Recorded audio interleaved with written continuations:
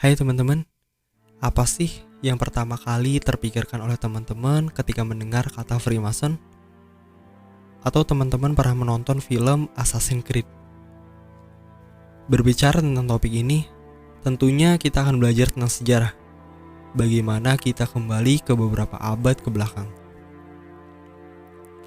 Berbicara tentang Freemason, kita akan menemukan bahwa sejarahnya yang begitu sangat rahasia. Di mana apabila kita membaca tentang sejarah yang tidak hanya didapatkan dari satu referensi saja, tentunya kita akan menemukan beberapa rahasia dalam sebuah sejarah yang tidak kita ketahui sebelumnya. Misalnya adalah tentang topik yang kita bahas sekarang ini, yaitu Freemason. Yang terpikir dari sebagian kita, apakah ada hubungannya dengan Yahudi? Apa hubungannya dengan The Knights of Templar? Lalu kok bisa? Apa hubungannya dengan film Assassin's Creed? Banyak definisi dan sudut pandang mengartikan apa itu Freemason, yang sejatinya adalah kekuatan utama organisasi rahasia ini. Ada yang mengaitkan organisasi ini adalah penyembah setan lah, dan lain sebagainya. Dan semua itu tidak mengherankan, dan justru akal menerima hal tersebut secara sadar. Sejarah yang pernah terjadi, yang kita semua tahu di masa Nabi Musa alaihissalam. Ketika itu Nabi Musa pergi untuk menerima wahyu.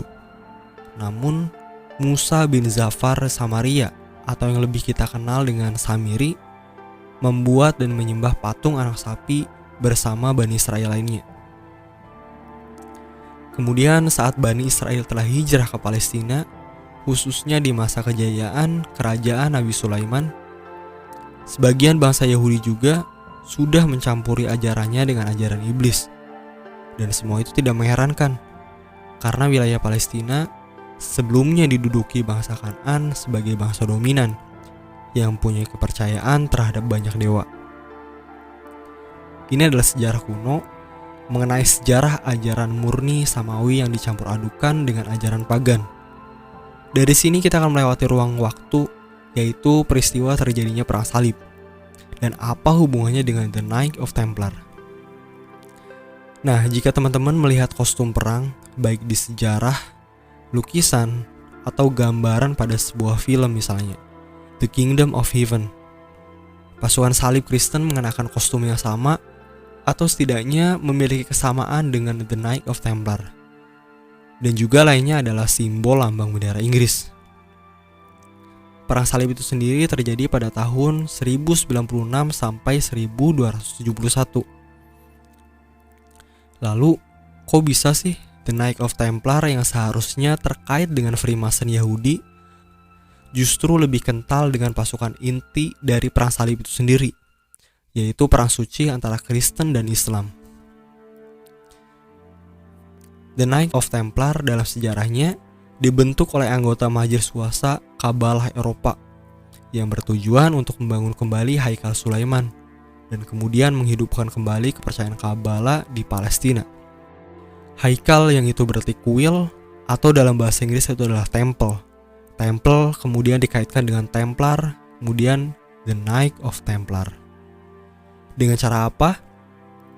Yaitu dengan cara memprovokasi Paus Urban dalam rangka membebaskan Yerusalem dari Islam.